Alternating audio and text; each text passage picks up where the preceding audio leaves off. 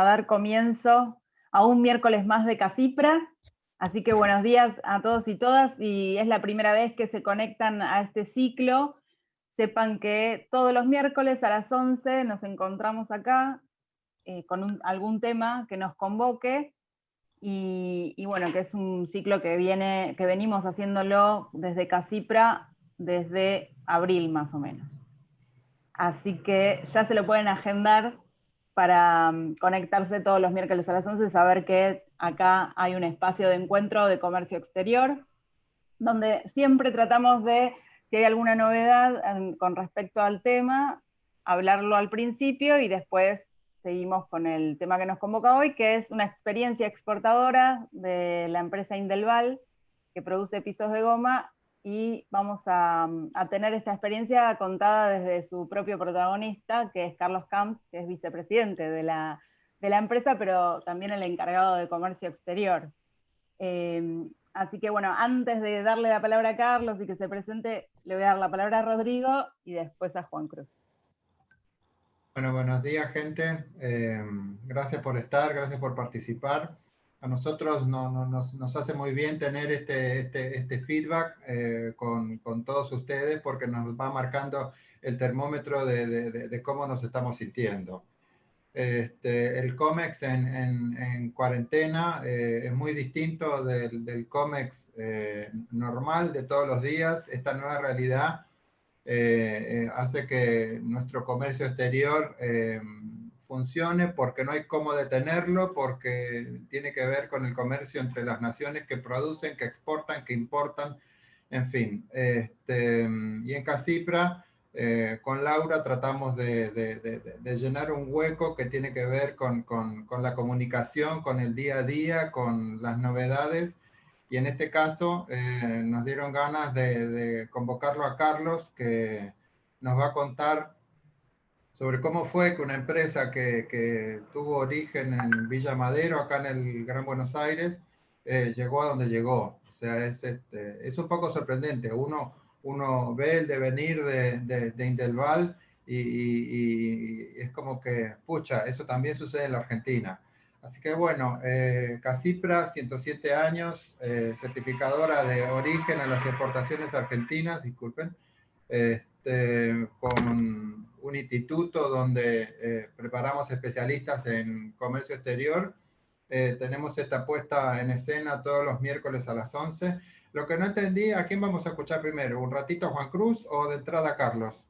A Juan Cruz un ratito. Entonces, como estos días salió otra normativa más que nos hace así estar hiperatentos respecto de lo que pasa con el Banco Central, nos va a hablar unos momentos nuestro amigo Juan Cruz Miñones. Todo suyo, licenciada Miñones.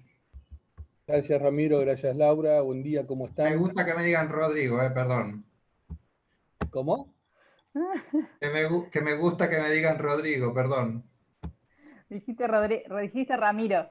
Ramiro, te dije, uy, qué mal que estoy. Gracias, Banco Central, así estamos. Bueno, supongo que los que están intentando hacer pagos al exterior lo deben estar sufriendo estos días. La última novedad que tuvimos del Banco Central es la 7138, que para mí tiene un alcance mayor de lo que dice la comunicación en sí. Porque la comunicación en el punto 1 o 2, no recuerdo ahora exactamente, el punto 2, incorpora la CIMI para todos los pagos de importación, sea pago anticipado, pago vista o a plazo. A priori decimos no afecta porque muchos bancos ya la venían pidiendo. De hecho, si vos vas a importar, la CIMI la tenés que tener antes de embarcar, así que a priori no cambiaría. Mismo al final del párrafo, el primer párrafo, dice que solamente para destinaciones que, como dice textualmente, dicha declaración será requisito para el registro de solicitud de destinación de importación a consumo. Es decir, a priori quedan fuera los courier, con lo cual no afectaría. Ahora, un banco, si vos presentás un pago anticipado, ¿cómo puede saber fehacientemente unívocamente que va a venir por courier. No tiene forma. Entonces, ante la duda, piden la CIMI o te dicen no podés hacer el pago anticipado. Sé que hay bancos que van o iban a pedir una declaración jurada. Lo dudo porque al Banco Central mucho no les importan nuestras declaraciones juradas, y más cuando hay una norma tan puntual, ¿no? Los bancos lo que tienen miedo es que si nosotros le ponemos bajo declaración jurada, que viene por courier, y después resulta ser, no sé, un IC04, y deberíamos haber presentado la CIMI, que a ellos les inician un sumario, por no haber pedido la documentación necesaria para asegurar el pago. Entonces, ante la duda, los bancos te dicen no, con CIMI, o si no, puedes ir a otro banco. Sí, están diciendo eso. Tengo un par de clientes que le acomodamos toda la operación y llegado al extremo, que ya no nos podían decir que no, dijeron, no, mira, tenés razón, la operación está perfecta, pero no a otro banco. Los bancos están con mucho miedo de hacer algo que el Banco Central no le puede llegar a observar. Y están con inspección constante. Eso para mí es lo más fuerte que salió en esta última comunicación. Lo de los pagos vista, que ahora los van a ser denunciados, en realidad si nunca vas a nacionalizar un pago vista, ya tenías vencido el pago de importación. Si la operación es real, ya tenías denunciado el pago de importación. Es un tema para mí más que nada para ordenar la cartera, ¿no? Porque como había muchos que eran vistas, estaba vencido el plazo de 90 días, pero no se denunciaban al Banco Central, no bloqueaban y faltaba presentar la documentación. Lo he visto, que en el banco le figuraba vencido, pendiente, y en el central, en Cepayimpo, no estaba. Eso para mí es para regularizar más que nada. Y hay un tema que lo puse en el informe otro día, que a mí me llamó la atención en la comunicación, ya no me acuerdo el nombre, una parte que pareció desapercibido. ¿Se escucha ruido de papeles? Sí. Alguien pidió que repitas la comunicación, el número de la comunicación del BCRA. 7138. 71 38. 38. Ahí está, ahora lo leí.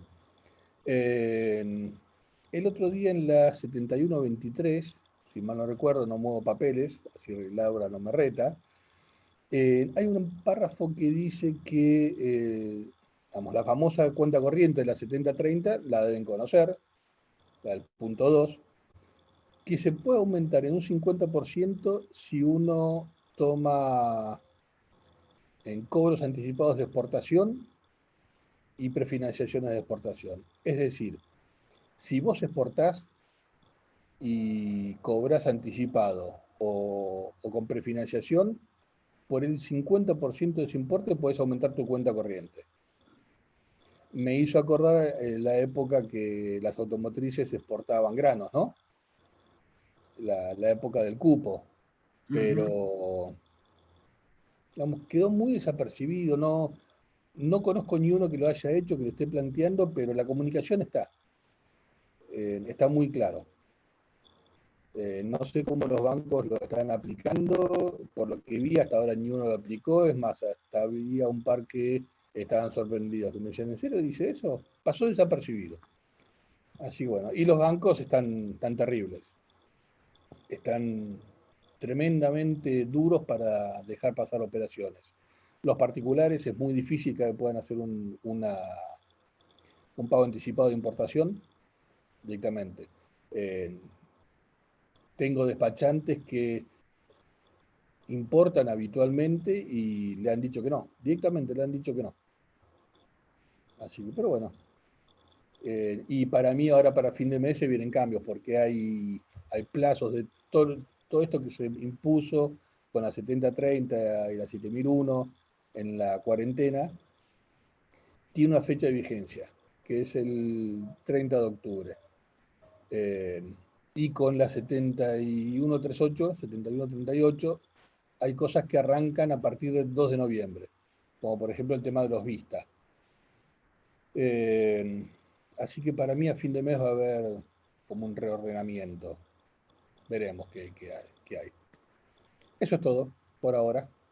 Bueno, muchas gracias por el aporte. De nada, alguna... A ver si hay alguna pregunta. Bueno, si no hay preguntas, pasamos ya directamente al caso empresario. Así que voy a presentar a Carlos Camps, como dije, vicepresidente de Indelval. Somos viejos conocidos de muchos años.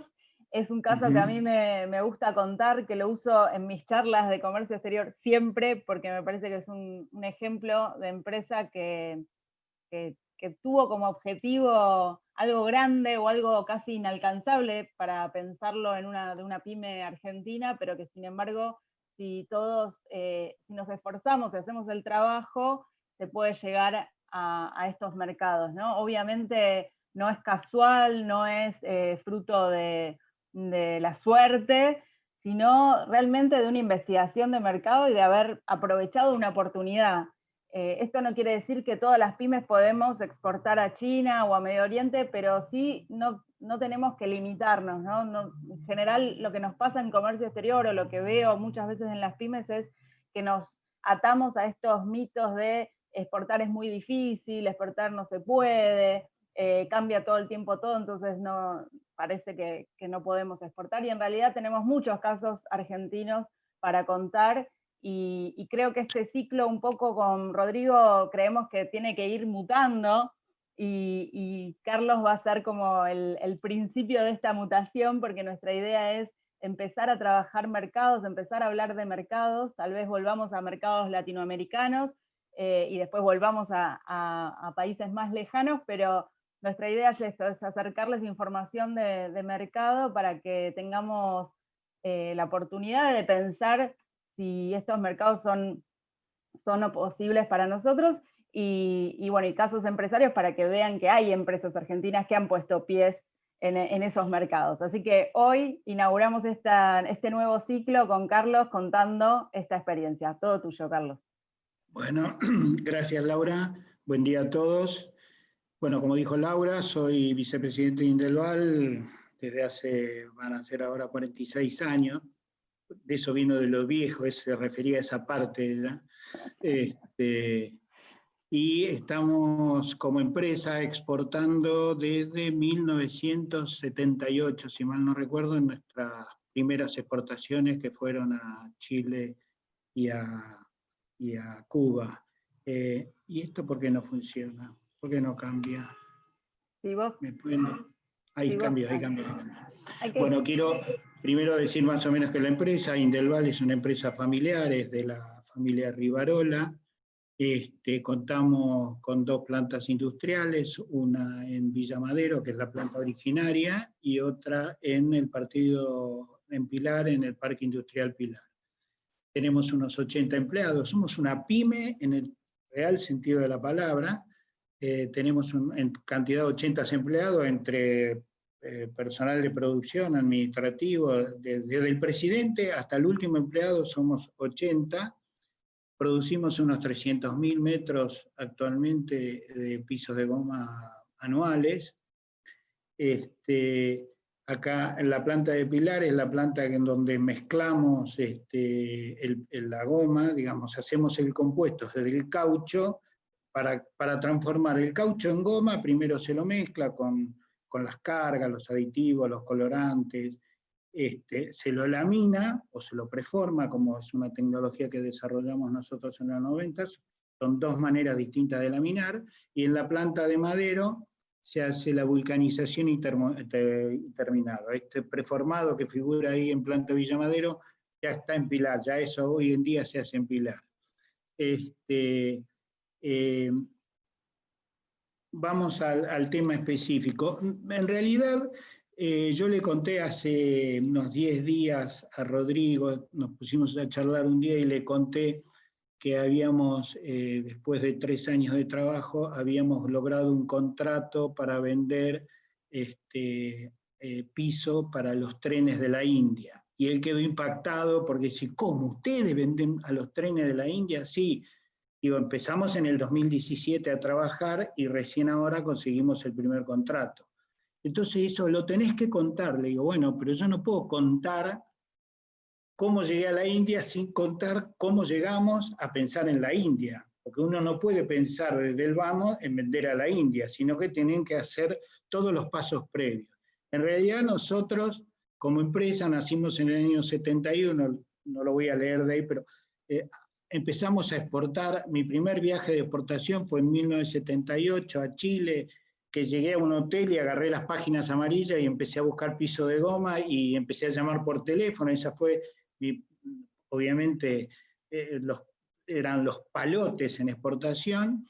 Nosotros le habíamos vendido pisos a los trenes, a que se hacían trenes, que fue nuestro primer mercado. En realidad, el piso de goma nuestro nació para la industria de transporte. Carrocería, nuestro primer cliente fue Carrocerías El Detalle, que lo peinan. No, hasta los jóvenes también deben conocer a Carrocería El Detalle, que quebró en los 90, obviamente. Y había una fábrica de trenes que era de Fiat, que se llamaba Matterfer, que estaba en Córdoba, y que nos compraba los pisos. Eso, con el acuerdo que había hecho Perón de $400 millones, 200 Perón y 400 fue Alfonsín, que le dio de crédito a Cuba, se le vendieron Ford Falcon, se le vendieron camiones volcadores y se le vendieron trenes. Esos trenes llevaban nuestros pisos. Y el contrato decía que a los 10 años había que cambiar los pisos. A los 10 años nos compraron los cubanos los pisos, eso fue nuestra primera exportación. Y a partir de ahí empezamos a vender a otras empresas cubanas. En el 88 hacemos la primera, o sea, quiero decir, desde esa época hasta todos los años 80 empezamos a vender un poquito en Uruguay, Paraguay, Bolivia, hicimos lo que sería el mercado más natural, y en esa época era relativamente más fácil porque la industria argentina en Sudamérica tenía muchísimo predicamento. Hoy en algunos países todavía lo sigue teniendo, pero no tiene nada que ver con la imagen que teníamos como país industrial en Sudamérica en esos momentos. Hoy nos ha desplazado Brasil fundamentalmente en casi todos los campos.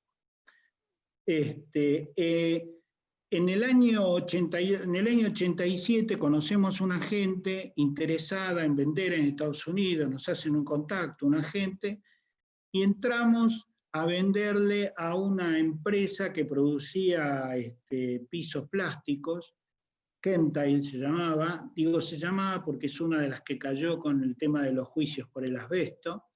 Entonces tenían su fábrica de pisos plásticos y vendían una división de goma que vendían un producto nuestro. Y la verdad que le habíamos exportado en un año alrededor de 9 o 10 contenedores. Nos iba muy bien hasta que surgió este tema de los juicios y ahí quedó ese proyecto. Después hemos obtenido otros distribuidores y mal o bien, hay épocas en que nos va mejor o peor, pero las ventas en Estados Unidos siempre se han dado.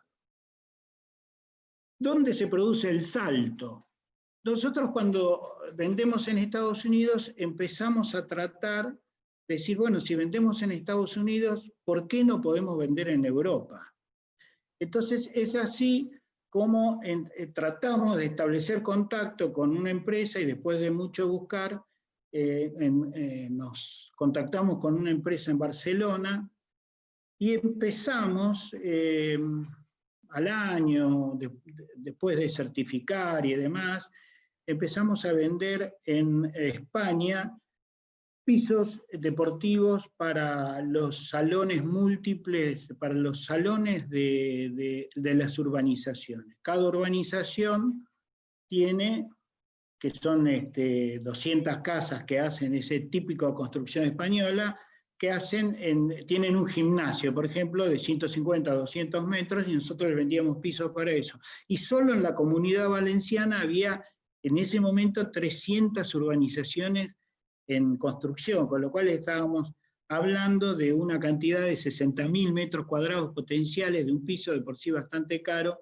que hizo interesante el negocio, que caminó bastante hasta la crisis la famosa crisis española, de la crisis de la hipoteca. Pero acá viene el cambio, ¿Por qué nosotros le pusimos esto y por qué Asia? Este señor que tenía su oficina en Barcelona, en realidad era de origen francés, y él tenía un socio en París, en las afueras de París, que yo fui a visitar. A instancia de él, le pedí a él, le dije, sí, anda a visitarlo, qué sé yo. Estando yo con él, descubro sobre su escritorio un informe sobre pisos de goma en el mercado chino. Y se lo pedí, me lo puse a leer, y resulta que el 80% del mercado chino estaba dominado por empresas europeas fundamentalmente y algo americanas.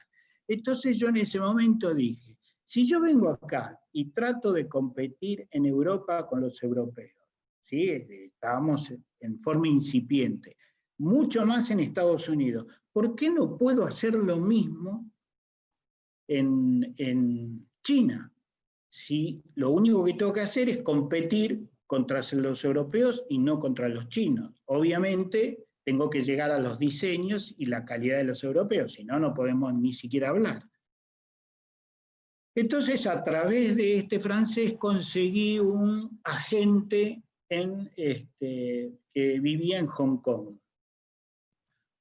Ese me puso en contacto con un chino y así empezó la cosa, y en el 2005 participamos en una feria en China que debe estar, bueno, acá tenemos las áreas de aplicación que yo me puse a hablar y salté el PowerPoint que teníamos preparado, pero básicamente el tema es que nuestros productos van para el área de transporte y para el área de construcciones civiles. Siempre en construcciones civiles estamos hablando de zonas de mucho tránsito, no hogareñas, ¿eh?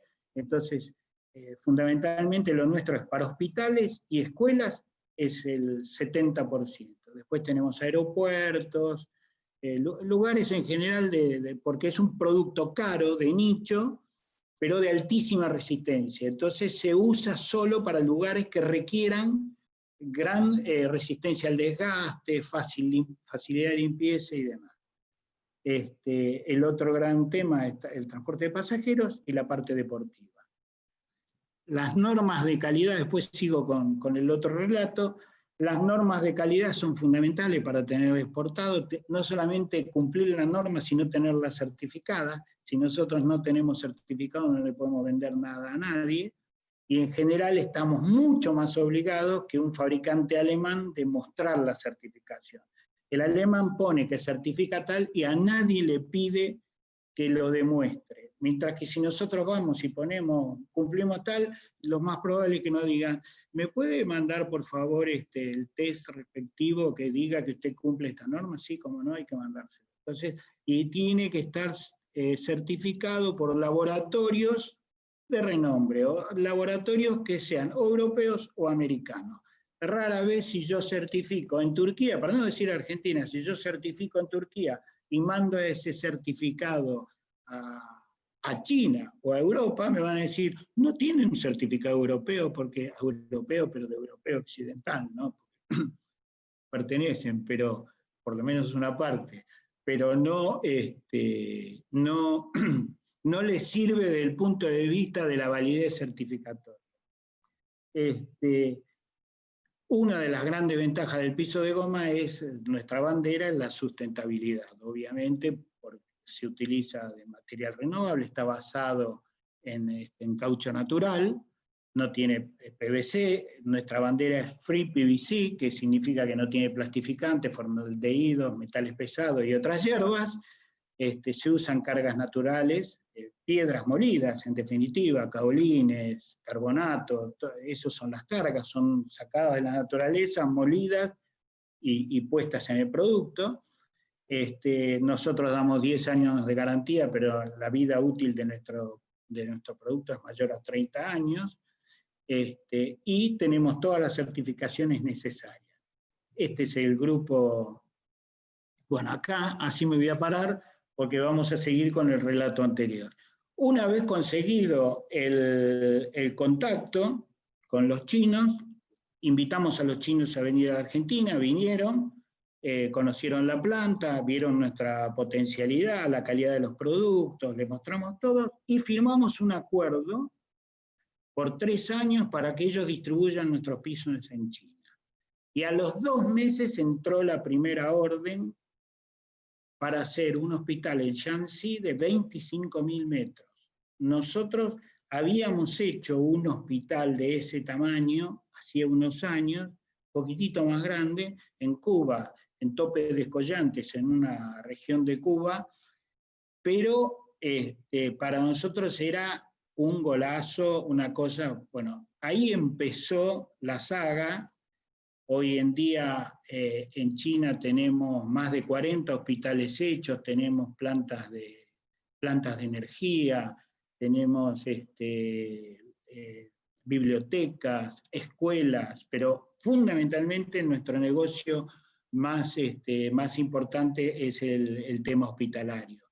Con el hospital más grande que hemos hecho en el norte de China, justo en el límite con Inner Mongolia, que hicimos un hospital de 90.000 metros cuadrados, que eso supera a todos los hospitales juntos, más o menos, que hay en la Argentina en uso en este momento. Bueno, es una exageración, pero más o menos estamos por ahí. Obviamente, en este esquema del paso a paso que yo les estoy diciendo, una vez que estuvimos en China y que empezamos a vender en China, dijimos, ¿y entonces por qué no el resto del mundo? Si vendemos en China, ya está, ya podemos venderle a cualquiera. Entonces, en ese momento dijimos, bueno, ¿y cuál es la mejor manera de contactarnos con el resto? ¿Cuál es la vía para que el resto del mundo nos conozca y sepa que nosotros somos una empresa que puede ser considerada worldwide, que es una empresa de alcance mundial? Entonces, llegamos a la conclusión de que la mejor puerta de entrada, el punto de reunión, el meeting perfecto para esto era la Feria Domotex de Alemania. Entonces, en el 2005 contratamos un stand en Alemania y a partir de ahí, hasta el 2010, venimos participando todos los años y desde el 2010 hasta la fecha venimos participando año por medio porque después se hace difícil, no tanto por el costo, que dentro del esquema total, obviamente hoy es bastante costoso y hasta con las cosas que estaba contando recién Juan Cruz, es difícil hasta contratar una feria, pero más que nada tampoco porque no tenemos año a año la oportunidad de lanzar nuevos productos, colores y demás, entonces como que nos da un respiro cada 2 años y nos mantiene siempre en contacto con la gente. Esa feria permitió que nosotros tuviésemos contactos en alrededor de 60 países del mundo. Yo cotizo todos los años a lugares insólitos que es imposible que llegue de otra manera, pero eso, por ejemplo, nos permitió en pocos años hacernos fuertes en Medio Oriente, en Oriente Cercano, digamos, ¿no? En lo que sería el Golfo. Hoy nosotros tenemos clientes en todo alrededor del Golfo, fundamentalmente los más importantes en Emiratos Árabes, pero tenemos clientes en Kuwait, tenemos clientes en Qatar, tenemos muy buenos clientes y muy buenos negocios en Arabia, en Saudi Arabia, no me salía el nombre, disculpe, y un detalle muy importante es que establecimos con un agente de Turquía, de Estambul, una especie de nodo. Ellos tienen stock y establecimos una especie de nodo de influencia en todo el área del sur de Asia, la vieja, lo que sería el sur de lo que era la URSS, todos estos países que terminan en Tan, Uzbekistán, todos los Tan, y la parte interior del Mediterráneo y el norte del Golfo. Toda esa zona está manejada por los turcos. ¿Y por qué turcos? Porque los turcos en esa zona son lo que son los brasileros en Sudamérica hoy. O sea, así como existe la tan famosa y odiada Odebrecht o Camargo Correa, que para los que yo creo que todos lo saben, pero Camargo Correa y Odebrecht son dos gigantescas empresas constructoras brasileras que trabajan en todo Sudamérica. Bueno, los turcos tienen un par, 2 o 3 gigantescas empresas constructoras que trabajan en toda esa zona del sur de Asia, Medio Oriente, Turquía obviamente, y el Mediterráneo interior. Y los turcos le compran a turcos. Entonces, o le compran más fácilmente a turcos. Entonces, nosotros le dimos libertad a los turcos para moverse en todos esos mercados. Y en estos años hemos hecho, por ejemplo, aeropuerto en Kuwait, hicimos el aeropuerto en Riad, el cuarto aeropuerto de la Terminal 4, perdón, me salía el nombre, de la Terminal 4 del aeropuerto de Riad, que la hicimos hace 2 años atrás. Ahora estamos haciendo en Medina, la ciudad de Medina, en Saudi Arabia, estamos haciendo un colegio, una universidad, la Madak Medina, que son alrededor de 15.000 metros, una obra hermosa. Tenemos otra sede, otra ampliación del aeropuerto de Kuwait, que son alrededor de 10.000 metros de un piso tradicional nuestro, que es el piso tipo de botones, también hecho con la empresa turca. Y hay una cantidad de proyectos más que son específicamente de clientes del área de Medio Oriente. Y ahí aparece el tema de la India. Creo que fue en el 2012, conocimos en Domotex un indio que estaba interesado en comprar nuestros pisos porque él decía que tenía muchos clientes de empresas americanas que estaban montando la sede fundamentalmente en la zona tecnológica de la India, que es el sur, Bangalore, mucho más, o sea, las empresas tecnológicas se están situando, la mayoría de ellas en la área de Bangalore, y esas empresas venían con formatos LEED para establecer sus oficinas. O sea, hoy en día, para que una empresa sea sustentable, todo su esquema, tanto de producción como sus oficinas, todos tienen que ser sustentables. Entonces, sus edificios deben cumplimentar las normas LEED, que son de sustentabilidad de edificios propiamente. Como nuestro piso, por las características naturales, coadyuva a alcanzar esas normas, da puntos, entonces muchas empresas americanas, en vez de poner PVC, que va en contra, ponen goma. Entonces requerían pisos de goma para sus sedes. Y así es como hicimos varias operaciones con la India a través de este agente. Lo que pasa es que ese trabajo, más o menos en el 2016, 2017, es como que se agotó, como que no tenía nuevas alternativas porque el piso de goma no entraba en el resto de la India por una cuestión de precio, porque el PVC se consigue desde $3 hasta $12, y el piso de goma no baja ninguno de $16. Entonces, de por sí, por eso digo que es un producto de nicho, muy específico. Entonces, en ese momento, estando yo visitándolo él en Bangalore, me presenta a una persona que quería continuar con el negocio, y que esa persona me mostró que a él le interesaba más que nada el piso, pero para el área de transporte. Y me mostró que había un plan de la India para construir 40.000 coches ferroviarios en los próximos 10 años. Eso es una cantidad que está entre 3 y 4 millones de metros cuadrados. Imagínense, para nuestra producción de 300.000 metros anuales, que se puede estirar, porque la verdad que estamos produciendo 300.000 metros anuales porque el mercado interno nuestro está muy bajo.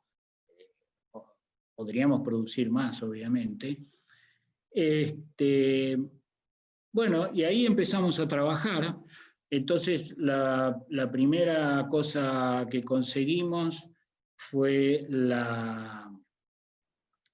¿cómo es que se llama? La especificación requerida por uno de los principales clientes. Yo me voy a adelantar un poco. Todo esto, ustedes ya lo habrán visto, es más o menos dónde estamos situados hoy, dónde tenemos agentes o distribuidores. No lo dije porque no tiene el valor que tiene China o la India, pero este año le empezamos a vender a Taiwán. Hicimos 2 operaciones, 2 contenedores en marzo de este año. No sé cuánto va a seguir eso, pero por lo menos es un logro. Y esto. Ahí está. Bueno, esto porque yo la verdad lo tengo preparado, pero no era un poco el motivo de la charla, que es la evolución de nuestras exportaciones. Quizás sería más interesante esto, que es la torta de cómo evolucionaron las exportaciones de Indelval respecto al destino.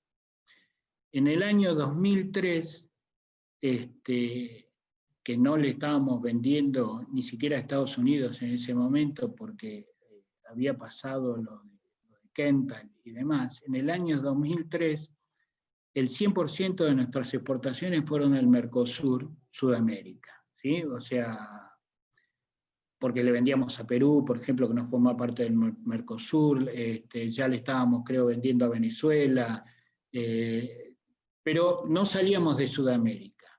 Cuando lanzamos el plan, fíjense que ya en el 2008, 5 años después, solo el 44%. En el año 2014, solo el 22%, y en el año 2019 subió al 42% gracias a Chile, porque Chile lanzó un plan de construcción de hospitales, al cual, gracias a la acción de la empresa más importante del mundo en pisos de goma, que es Nora Freudenberg de Alemania, lograron que todos esos hospitales, que son 30 y pico de hospitales que están en construcción, construidos en construcción o a construir en Chile, estuvieran todos especificados, que es lo más importante, con piso de goma. Entonces nosotros, enancados a la especificación que logró Nora, lo que estamos haciendo ahora es trabajar, decir, bueno, mira, nuestro piso es equivalente al de Nora o mejor, a mejor precio. Entonces ya el año pasado agarramos un hospital muy grande en Curicó, que esa operación sola fue de $700.000, que para nosotros, para una pyme como la nuestra, es una operación gigantesca, pero es solo un hospital, entonces por eso tuvo ese impacto tan alto y pienso que va a seguir, porque seguimos agarrando obras en Chile. Fíjense la importancia que adquirió China. Acá China no es que bajó, es que subió mucho, porque esto es torta de repartija nada más, ¿no? Pero obviamente eso muestra de alguna manera cómo las exportaciones nuestras a partir de ahí fueron evolucionando.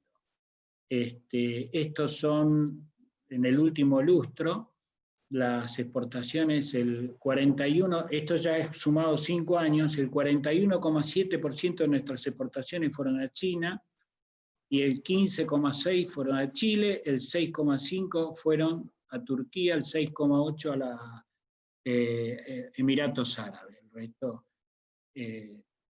acá tienen la línea de la cantidad de exportaciones y los destinos. Obviamente algunos son muy minúsculos, como Jordania, que hicimos una sola operación y fue bastante compleja, porque no es fácil llegar a Amán, que es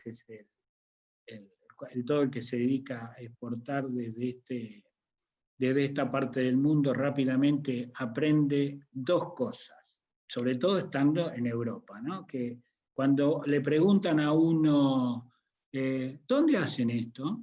Y uno dice, es industria argentina. Argentina, oh, far away. Es una característica que lo dicen 9 de cada 10 personas que preguntan respecto de dónde se hace. Y una vez, no solamente tenemos ese problema, sino que después, desde el punto de vista logístico, estamos muy por afuera de los canales naturales del flujo de comercio internacional. El único país que todavía sí tenemos una comunicación más o menos fluida es con China. Con China no tenemos mucho porque viene mucho de China y vuelven los barcos semivacíos, entonces es fácil, es más barato un flete de Argentina a Chile que de Chile a China, que de China ¿cómo es que se llama? A la Argentina.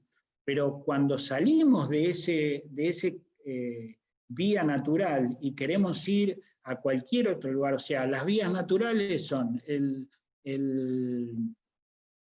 la costa este de Estados Unidos, norte de Europa y China. Esas son las tres que tenemos fácilmente llegada. Pero, por ejemplo, si queremos ir a Medio Oriente, de acá no hay ningún barco. O sea, todos van a ir o a Singapur o a donde sea, o a Hamburgo si lo mandamos por arriba, y de ahí lo van a bajar el contenedor. Y lo peor que en los últimos años, ni siquiera a veces se da eso. A veces les pasa que algunos van y bajan en Montevideo, otros bajan en Santos ya, y el contenedor baja en Santos, y en Santos toma otro barco que va a Singapur, y en Singapur vuelve a bajar. Entonces, un europeo coloca en Jebel Ali, que es el puerto más importante de Emiratos, un europeo coloca en Jebel Ali, entre 2 y 3 semanas, coloca un contenedor. Y nosotros ni siquiera lo podemos asegurar, porque en el mejor de los casos podemos hablar de 8 semanas. Si el contenedor no se quedó durmiendo en Singapur o donde sea, o no se quedó durmiendo en Santos, porque si lo bajaron en Santos para subirlo otro y en Santos se declaró la huelga, o vienen los barcos completos y demás, puede tardar 12 semanas, con lo cual nos quita muchísimas veces del negocio, porque lamentablemente, en el nuestro en particular, no tanto en el rubro del transporte, que todo se programa con muchísimo tiempo, pero en el rubro de la construcción, los compradores estiran y buscan el precio, y estiran, y cuando quieren cerrar el negocio, generalmente dice, lo necesito en 60 días. No, olvídate, en 60 días no puede estar. Y muchos negocios se pierden por eso. Por eso hay que ser claro desde el principio, decir, vamos a demorar tanto, si quieren tener buen precio, calidad y demás, necesitan comprarlo 3 meses antes. Es claro. Bueno, para apuntalar los negocios en el mercado americano, hemos trabajado, obviamente tenemos una web específica, trabajamos en las ferias Greenville, que son específicas para pisos, green, digamos, para pisos que coticen en LEED. Obviamente nosotros todos nuestros pisos están certificados por el BOC, que es la norma, está basada en la norma californiana C1350. Quiere decir eso, que una vez instalado el piso, los vapores que fluyen de los pisos no tienen en ningunos casos metales pesados, no tienen componentes volátiles orgánicos, o los tienen en cantidades indetectables. Con lo cual, eso es clave para poder ser utilizado en un hospital o en una escuela.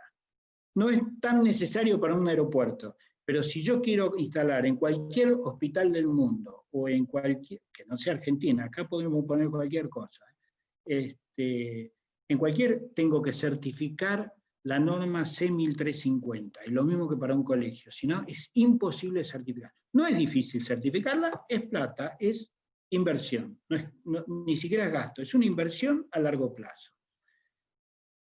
Acá está la famosa feria, creo que por acá, la de Alemania, donde es nuestra piedra basal en el desarrollo del mercado mundial. Obviamente todo eso está, hacemos ferias regionales, pero la única feria que nosotros participamos como empresa independiente y solo es Alemania. El resto de las ferias que participamos en el mundo es asociado con el agente o con el distribuidor del país sede de la feria. Ahí no vamos solo, nunca. Bueno, esta es un poco nuestra primera feria en China, fue la Feria Hospitalaria 2005, pero esta que ven acá es Asia Flor 2006, que es la Domotex de China, digamos, que es muy importante para todo el área de asiática, del lejano, el sudeste asiático, digamos. Nosotros estábamos haciendo los primeros pasos en China y nos queríamos presentar como una marca mundial, digamos, como reforzar el concepto de marca, con lo cual la tratamos de separar mucho más de lo que fuera Indelval propiamente dicho y hacer una especie de Indelval, Argentina, tango, fortalecer nuestra marca con todos esos conceptos que entendíamos que en el mundo por lo menos son conocidos de esa manera. Entonces contratamos una pareja de tango en el Club Querandí y nos la llevamos a China, hicimos un estrado ahí y la verdad que tuvo un éxito enorme, se llenaba de chinos, hacían una función de 10 minutos por hora, y fue un éxito total y la verdad que todavía los chinos siguen agradeciendo a esa bendita feria porque juntaron, no sé, 3.000 contactos y fueron la base de la mayoría de los hospitales que se fueron haciendo a lo largo de los años, nacieron desde esta feria.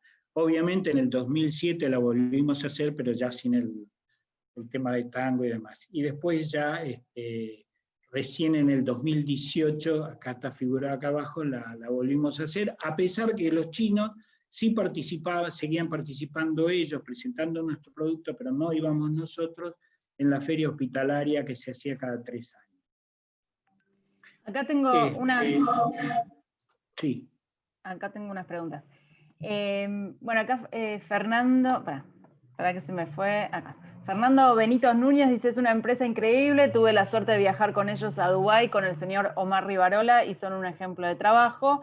Y después acá pregunta Paola, si abrieron algún mercado sin contacto personal o no pensaron en poner un depósito en Europa con stock bastante grande para solucionar el tema de las demoras. Sé que debe ser caro, pero debe haber productos que salen más y quizás podrían. Y tengo otra pregunta más, pero respondamos estas y... Sí, lo hemos pensado, lo hemos analizado 800 veces, sobre todo la de poner un depósito en España que sirve como cabecera de puente, primero porque es más fácil y después porque servía como cabecera de puente para vender aunque sea en el resto de Europa. No fuera de Europa porque se incrementan mucho los costos, porque la internación siempre tiene un costo, y bueno, pero sí para vender en Europa lo pensamos muchas veces, de hecho lo habíamos empezado a hacer, teníamos un stock en Barcelona, teníamos un stock de alrededor de 5.000 metros, fundamentalmente de piso encastrable, que era el piso que se usaba para los gimnasios esos que yo relataba antes, pero también teníamos los productos más tradicionales, porque hay que entender cómo es nuestro negocio. O sea, nuestro negocio tiene una parte que es válida para el retail, que son los productos tradicionales, que es la baldosita de 50 por 50, de 1 metro por 1 metro, con los botones, hay 6, 7 dibujos, 50 colores, o sea, 4 espesores distintos, o sea, ya de por sí eso es un lío, pero digamos, vamos a lo tradicional, 50 por 50, 3 milímetros, 2 dibujos, 6 colores, que son los 6 colores que realmente se venden, todo lo demás están de relleno. Eso se puede hacer. Lo que pasa que eso es justamente, ese es el tipo de producto que más fácilmente entran todos los baratos. O sea, en la Argentina hay 2 o 3 productores más que no existen, que nadie los conoce, pero que hacen ese tipo de cosas. ¿Sí? ¿Por qué? Porque lo más barato es una prensita, pum pum, y aunque la calidad no sea perfecta, es lo que se vende para los ascensores, para las entradas de los edificios, para ese tipo de cosas. Nosotros tenemos esa línea en venta acá como que nosotros llamamos para el sector goma, que es las casas de goma, se venden guarnes, pero es una línea absolutamente marginal. Para nosotros debe significar el 2% de nuestros negocios. El piso de goma que nos interesa es un piso que se llama por proyecto. O sea, hay un proyecto tal, con este diseño, con estos colores y demás, y entonces ahí el stock no tiene valor. No tenemos ni stock nosotros en la Argentina para eso. ¿Por qué? Porque vendemos el proyecto y se fabrica el proyecto. Porque por otro lado, si yo hiciera stock de eso, empezaría a tener los problemas de partida. No puedo yo entregar un proyecto que tenga más de una partida del mismo color porque va a haber la diferencia. Entonces, no camina, en ese sentido no es viable. Lo de tener un stock de producto encastrable, eso fue una idea y funcionó bien hasta la época de de la crisis de las hipotecas, que impactó durísimamente en España, durísimamente. Y bueno, y así le impactó a nuestro agente distribuidor, el que tenía el stock allá, que lo terminó prácticamente rematando, porque él en realidad lo importaba, pero lo usábamos nosotros como cabecera de puente. Y no hay que olvidarse, no me acuerdo el nombre de quien me hizo la pregunta, que somos una pyme. Entonces, nuestra máxima como pyme es lo que generamos y que se invierte va o para investigación, desarrollo de producto o para producción. Hacemos muy poco marketing en la Argentina, muy poco. De hecho, no somos una empresa popularmente conocida. Nos conocen todos los que nos tienen que conocer, pero no el público. Sí nos conocen los arquitectos, por ejemplo, en general, pero o todo el que fabrica o repara una unidad automotriz. Nos conocen todas las cadenas de gimnasios, todas. Nosotros le vendemos pisos a todas las grandes cadenas. Por club, no me sale el nombre ahora porque no es mi mercado, yo me dedico al área de exportación, pero en la Argentina somos número 1, lejos, diría que tenemos el 90% del mercado.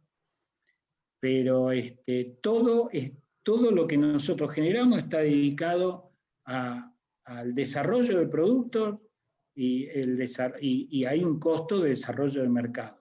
Pero no invertimos afuera, nada, cero. Eso es un plan, porque si nosotros invertimos en uno, se hace mucho más difícil. Obviamente, si nosotros tuviéramos un mercado de capitales, entonces un banco pusiera la plata para que nosotros invirtiéramos a una tasa razonable en dólares y nosotros lo hacemos, eso lo puede hacer una empresa chilena. Nosotros no lo podemos hacer, porque primero que no nos los dan, y si nos los dan al 12% o al 9%, es imposible. Por lo cual, nuestro crecimiento en el mercado mundial es a pulmón.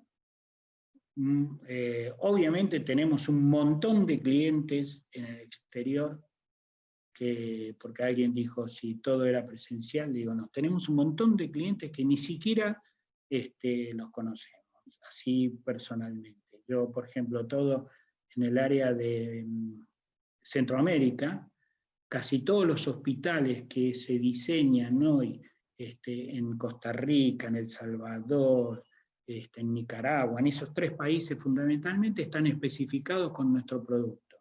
Gracias a una compañía de El Salvador que hace ese trabajo. La señora dueña de esa compañía se llama Janet Pérez, que ha hablado conmigo 1 millón de veces y me ha comprado, todos los años me compra 4 o 5 veces pisos, fundamentalmente conductivos para quirófano, que es el producto batalla nuestra original para hospitales. Somos los primeros que hacen un piso conductivo que se coloca con adhesivo común, los primeros en el mundo. Ahora hay alguno otro que lo hace, pero la mayoría sigue utilizando adhesivo conductivo. Es un tema técnico, pero que es uno de nuestros caballitos de batalla para vender el piso conductivo. Y estamos vendiendo continuamente, en los últimos 5 o 6 años hacemos 4 o 5 embarques por año a El Salvador, a Nicaragua o Costa Rica, gracias a una señora y a una empresa que no los he visitado nunca. Simplemente hemos vendido a Panamá, por ejemplo, de la misma manera. He vendido a Ecuador sin haber conocido al cliente. El cliente de Jordania no lo conocí nunca, simplemente un día mandó.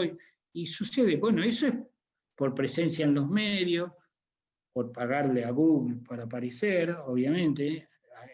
Hay que hacer inversiones publicitarias, pero no siempre es presencial. Ahora, si uno quiere que el negocio no solamente prospere, se mantenga en el tiempo y sea, digamos, consistente, la presencialidad, no sé cómo será post-pandemia, pero pre-pandemia la presencialidad era de un valor innegable. ¿Qué hora es? Yo sigo hablando y todavía no entré a la India. No, igual. Ya tengo que cortar. No, podemos, viste que siempre nos excedemos un poco y está bien. Además hay algunas preguntas más. Bueno, entonces voy por las preguntas. Vale, acá dicen si las acciones de marketing que hicieron fue producto de asesoramiento o intuición. Parte ya lo respondiste, pero... No, asesoramiento no. Nunca contratamos asesoramiento de tipo de marketing. Fue aprendizaje. Yo soy contador público y me gusta la economía y soy hasta el 31 de octubre pasado era el responsable de finanzas de la compañía también. Así que estaba lejos del área de marketing, pero la verdad que hice hace muchos años un curso de comercio exterior que lo daba la escuela del Banco de Boston y fue muy valioso para mí como cantidad de herramientas.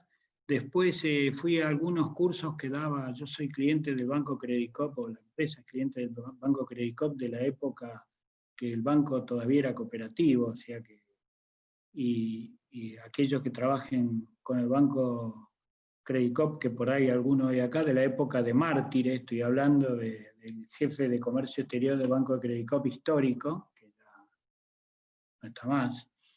Y la verdad que con todo eso y poner la carne en el asador y la verdad que tratar de estar siempre adelantado a las épocas. O sea, nosotros, para dar una idea, lo primero que hicimos fue comprar un Telex. ¿Sí? No existía el fax. Y teníamos Telex y nos comunicábamos con Telex con muchos clientes, sobre todo con los americanos. Y después salió el fax y nos compramos un fax. Y el fax, para dar una idea, para los jóvenes les va a decir están locos estos, pero el primer fax de la Argentina, que se vendió en la Argentina, se armaba en San Luis y valió $4.600, no me olvido más, porque cuando se dejó de usar el fax, valía $200 un fax o 150. Y nosotros el fax que teníamos, lo pagamos $4.600. Pero fue una revolución en las comunicaciones, una revolución en ese sentido. Entonces, quizás el fax fue tan revolucionario como comunicador, como después terminó siendo Internet, no para adquirir información. Internet es una herramienta única para adquirir información. Hoy desde el escritorio uno ya puede plantear un mercado en 3 horas de trabajo, en 3 horas de búsqueda, sabiendo buscar, digamos. Bueno, pero, tengo otra pregunta. Si tenés un equipo de profesionales en comercio internacional, marketing internacional ya vimos que no, y en caso de tenerlo, si han pensado estos cuadros profesionales en términos estratégicos o a medida que fueron creciendo.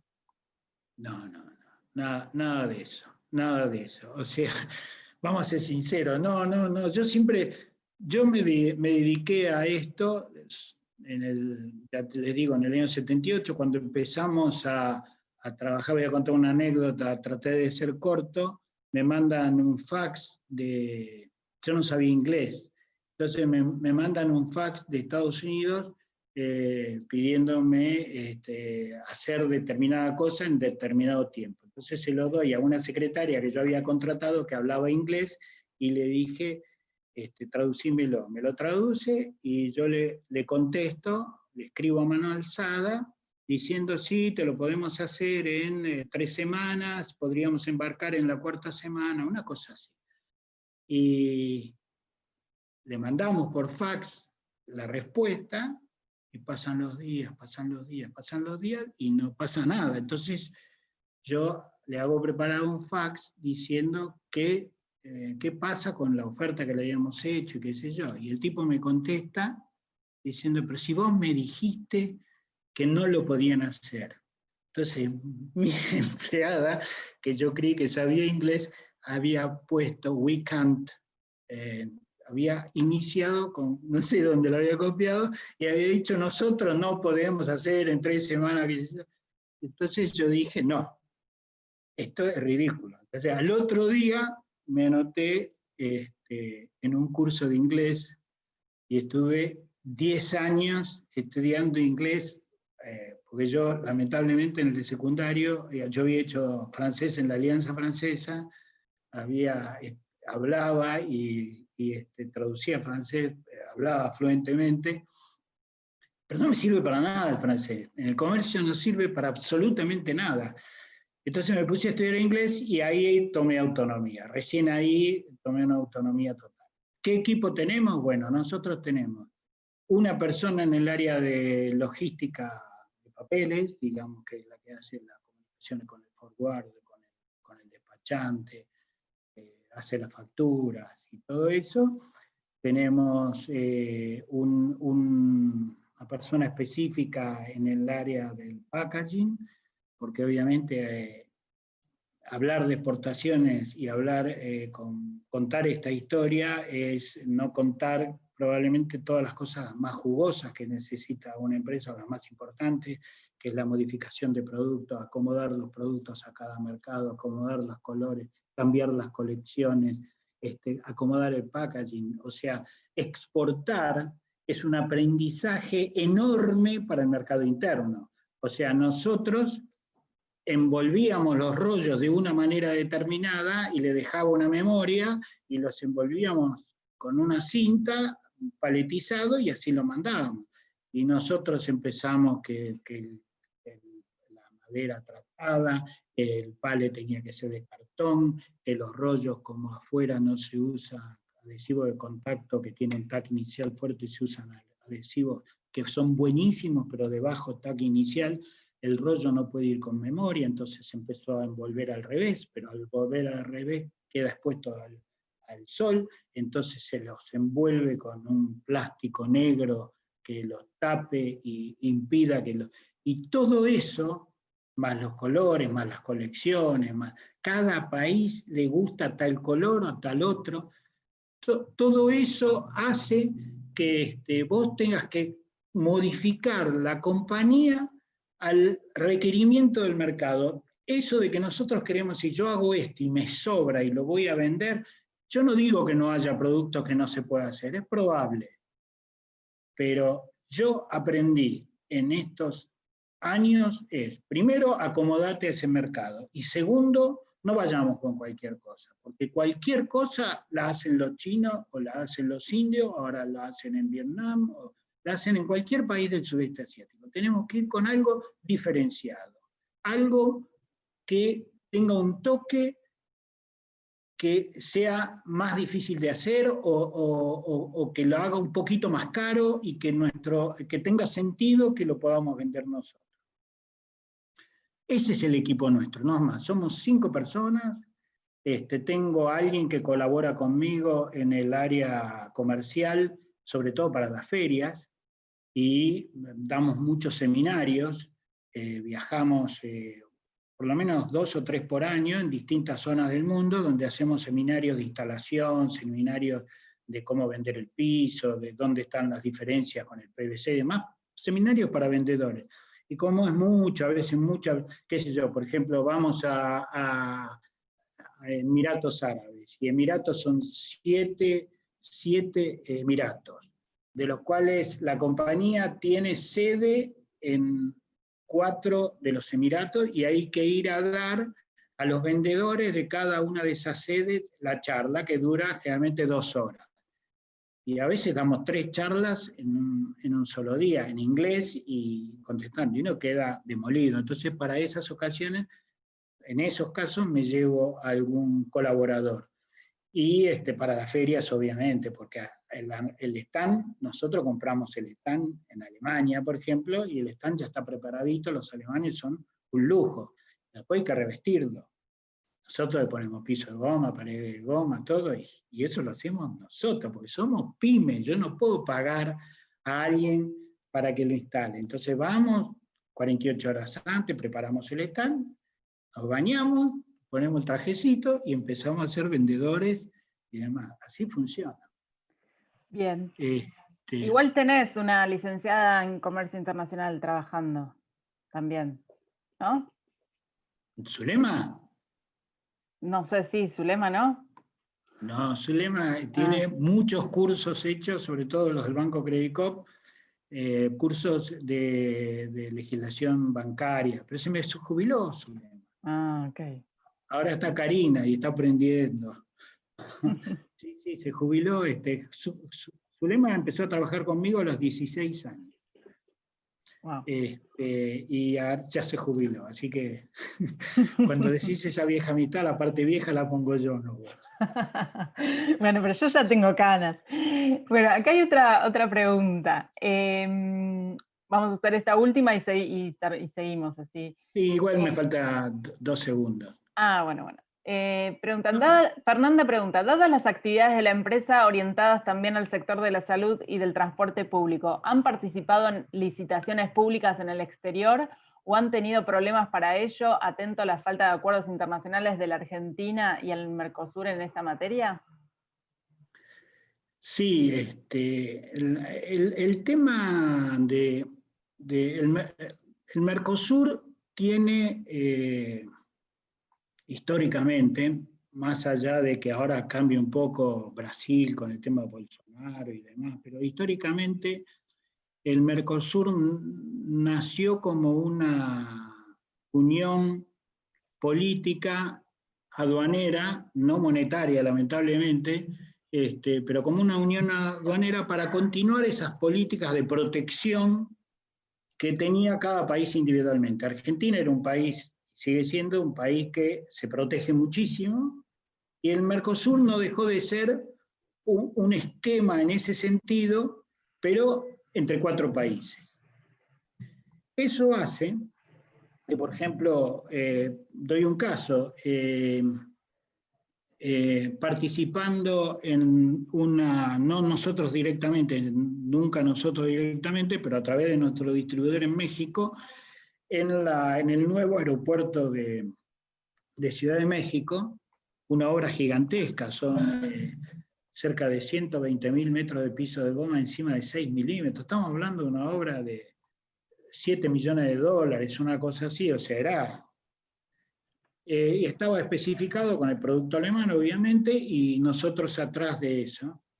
Y un tema, los alemanes tienen un acuerdo con México, con lo cual el producto de ellos entra con la tasa cero, y Argentina no tiene acuerdo con México, o Mercosur no tiene acuerdo con México, y paga tasa del 15%.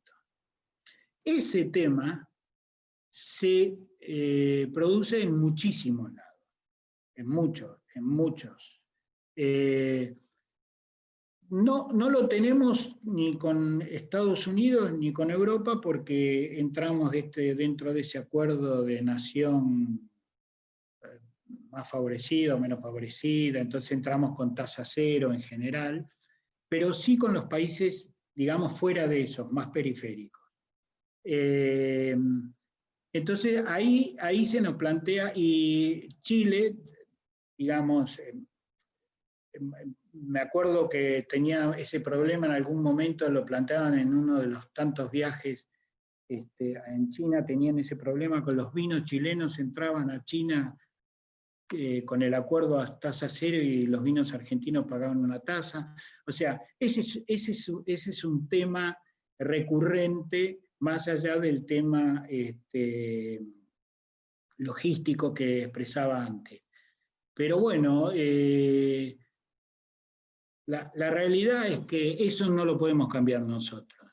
Entonces, si podemos entrar por precio, entramos. Regalar no hay que regalar nada porque no sirve. O sea, los negocios hay que hacer desde el primero ganando dinero. Yo no estoy de acuerdo jamás en hacer un negocio, decir yo voy a entrar a este mercado, no importa, entro y pierdo plata. En mi concepto eso no camina, porque no hay nadie que después quiera pagar más caro.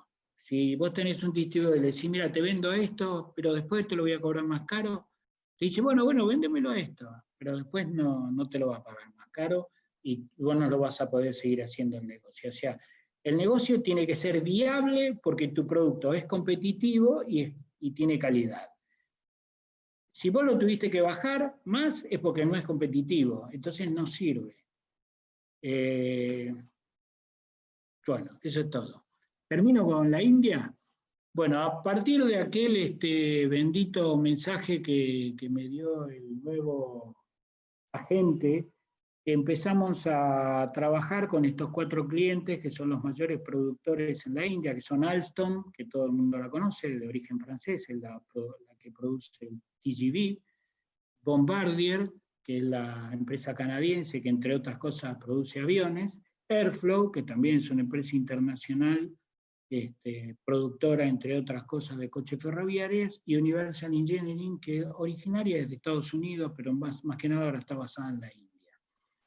Con esos empezamos a trabajar y ver los requisitos para un medio de transporte son, sobre todo de este tipo, son enormes. Hay que cumplimentar más o menos 50 o 60 normas de calidad que en la mayoría de los casos las complementábamos. Algunas faltaban testearlo, pero sabía que llegábamos y las testeamos.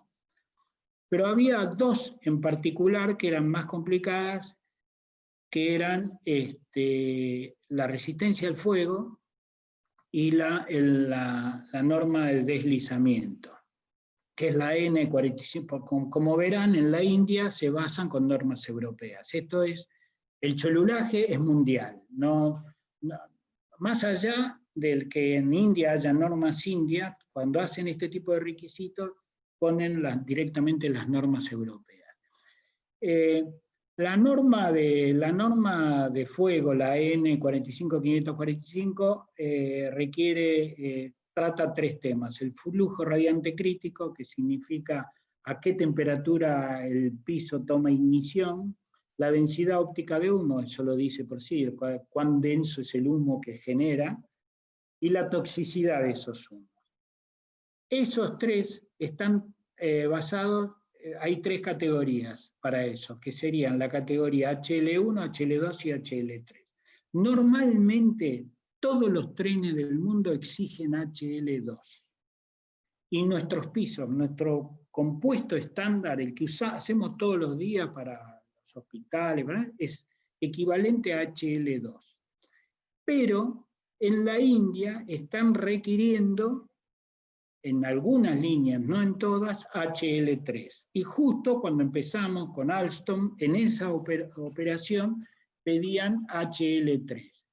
Nosotros cumplíamos en flujo radiante crítico y en toxicidad, pero no cumplíamos en densidad óptica, que como verán en el densidad óptica, ahora me puse esta, pide HL3 menor o igual a 150. Nuestro producto estándar da menor o igual a 180. Para lograr esos famosos 30 puntos menos, que porcentaje que parece nada, bueno, tuvimos 2 años desarrollando compuestos mandándolos a testear a Austria, porque no se pueden testear en la Argentina porque el testeo de la Argentina no es hábil, no es tomado en cuenta. Tiene que ser en un laboratorio europeo o americano, así directamente. Pero eso no pasa solo en la India, ¿eh? En China pasa exactamente lo mismo, en prácticamente todos los países del mundo pasa lo mismo. Y bueno, después de 2 años de trabajo lo logramos, tenemos certificación HL3, la tenemos desde febrero de este año, y esto nos permitió que ahora nuestro piso ya está validado en las 4 compañías. ¿Sí? El otro tema era el coeficiente de deslizamiento, que lo que piden es R10, nuestro piso normal tiene R9, pero desarrollamos una superficie tipo piel naranja, la llamamos TX, que da R10, eso fue relativamente más fácil, eso está desde ya hace bastante tiempo. Con lo cual, con esos 2 elementos que nos faltamos, ya certificamos el piso y ya estábamos disponibles. Este año participamos ya en 2 proyectos, uno de 50 coches con la compañía que habíamos visto antes, Universal Engineering, los ganamos y ya nos colocaron la orden y está en producción en este momento en la fábrica, el equivalente a 3.100 metros, es una orden chica, pero es ingresar a la India, y está por salir otra orden de Airflow, la compañía que está inmediatamente arriba, de alrededor de 80 coches, que ya ahí estamos hablando de una cifra un poco más alta, suponiendo que sean los coches chicos de 70 metros, estamos hablando de 5.600 metros. Nosotros, obviamente, tuvimos que customizar el producto. Acaban de mandar para Airflow, llegó esta mañana a Indelval, el producto que nosotros tenemos que llegar, copiarlo. Tengo en una foto en el escritorio, que se las muestro, pero está el producto al cual Airflow manda que nosotros tenemos que llegar, y nuestros colores al lado para ver cómo los coloristas nuestros tienen que trabajar para llegar a ese producto. Una vez llegado a ese producto, lo mandamos, lo aprueban y sale la orden. Así de sencillo y así de difícil, las 2 cosas, porque hay que llegar al color. Con Universal Engineering pasó exactamente lo mismo. ¿Por qué? Porque ellos ya vienen trabajando con otro producto. Entonces, no quieren cambiar de producto, quieren cambiar de proveedor, pero con el mismo producto. Entonces tenemos que llegar a eso. Y no solamente tenemos que llegar al producto en cuanto al diseño y color, tenemos que llegar al producto en cuanto a las dimensiones. Entonces todos nuestros rollos tienen 12 metros de largo, pero ellos quieren rollos de 22 metros. Entonces, ¿qué hicimos? Acomodamos la fábrica, modificamos la línea de producción, estiramos una zona para poder meter rollos en cinta, o sea, en realidad no es estirar, sino que los rollos van saliendo en una cinta, separar esa cinta para que el rollo no se toque uno con el otro, y ya está hecho. Entonces, esos son todos los trabajos que uno tiene que estar obligado a hacer si quiere tener éxito en comercio internacional, adecuarse a las necesidades del cliente. Bueno, para terminar, les muestro algo de lo que hemos hecho en China. Este es el hospital del estómago de males estomacales en Beijing. Este tiene, yo le contaba el otro día a Horacio y a Laura, yo te cambié el nombre también. Te volví a cambiar. Ya le dijeron hoy Mauricio, ¿cómo fue que? Sí. Hoy es el día del cambio de nombre de Rodrigo. Sí, a Rodrigo y a Laura. En este hospital, que debe haber sido la obra 15 que hicimos en China, se atiende la plana mayor del gobierno chino. Entonces, tiene 4 pisos, es muy chico el hospital. 4 pisos. Los 2 primeros pisos que se atiende la gente común, le colocaron piso de 2 milímetros. En el tercer piso le colocaron, que se atienden los militares cercanos a la plana, además le colocaron piso de 3 milímetros. Y en el cuarto piso, que se atiende Xi Jinping, el presidente y alguno más, le colocaron pisos de 4 milímetros, para que vean que en el régimen son casi todos iguales. Bueno, este fue en realidad en Shanxi, es el primer hospital que hicimos. Esto se hizo en el año 2005, y así sucesivamente distintas obras. Esta fue la primera obra que hicimos. Esta es una planta de generación eléctrica, en realidad es una planta carbonera. Generan, en China hay algo de 5.000 plantas que a partir de la quema de carbón generan electricidad. Esta es una de ellas. Lo que sí tienen, muchas de las que se están haciendo ahora son todas de máximo estándar de seguridad en cuanto a lo ambiental. Las viejas plantas no, siguen tirando humo como en las mejores épocas. Este es un muy lindo hospital en Shenzhou, que se hizo ahora 4 años atrás. Esta es el mismo hospital. Esta no tiene nada que ver, esta es una obra en Nueva Zelanda. Esta es una oficina hecha con un piso tradicional, ven que es el botón típico. Esto está hecho en Nueva Zelanda. Esta es Hainan. Hainan es un hospital muy grande que se hizo. Hainan es una isla que está al sur de China continental, y sería al oeste de Taiwán. Más bien más cercana a Hong Kong, ¿no? Esto también es en una obra en Nueva Zelanda. Ellos vendían prácticamente nuestro producto, y acá sacamos. No tengo nada más que decir. Buenísimo. Bueno, muchas gracias. Ahora Rodrigo seguro va a decir unas palabras. La experiencia, bueno, todo el mundo acá está agradeciendo, que bueno, qué orgullo, que nada, todos contentos con tus relatos. Nuestra idea es como inspirar a otras pymes, para que continúen en este camino, que a veces es muy difícil e ingrato, pero que en algún momento da satisfacción. Así bueno, que, vos sabés que esa tarea de inspiración y demás la hemos hecho a través de en otros lugares con vos, entre otros, y otra gente que también se sumaba, que ha tenido alguna experiencia en esto, y para eso siempre estamos dispuestos. Me gusta demasiado el tema de exportación podemos ayudar a quien sea y aconsejar a quien sea, siempre en el área comercial. No me meto en áreas que para otra gente está mucho más preparada que yo. Buenísimo. Bueno, muchas gracias. La verdad, perdón Laura, interesantísimo. Es un ejemplo a seguir, Indelval, y también otras personas que están acá escuchándote, son ejemplos a seguir. Hay que poner la pata afuera y darle para adelante. Yo, así de manera graciosa, digo que exportar no es otra cosa que cambiar de jurisdicción, con algunos requisitos más, pero hay que poner la pata afuera. Bueno, Liliana Aponte nos va a hacer el precierre en menos de un minuto y les va a contar algo. Buenas tardes a todos. Para los que no me conocen aún, yo soy la nueva gerenta operativa de Casipra, Liliana Sofía Aponte Segovia.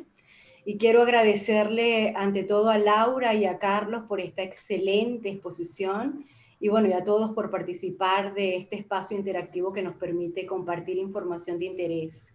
Y qué mayor interés que el de hoy, ¿verdad? Así que pongo a disposición este espacio, esta cámara, y los invitamos para una nueva charla el próximo miércoles. Gracias, Liliana. Bueno, muchas gracias.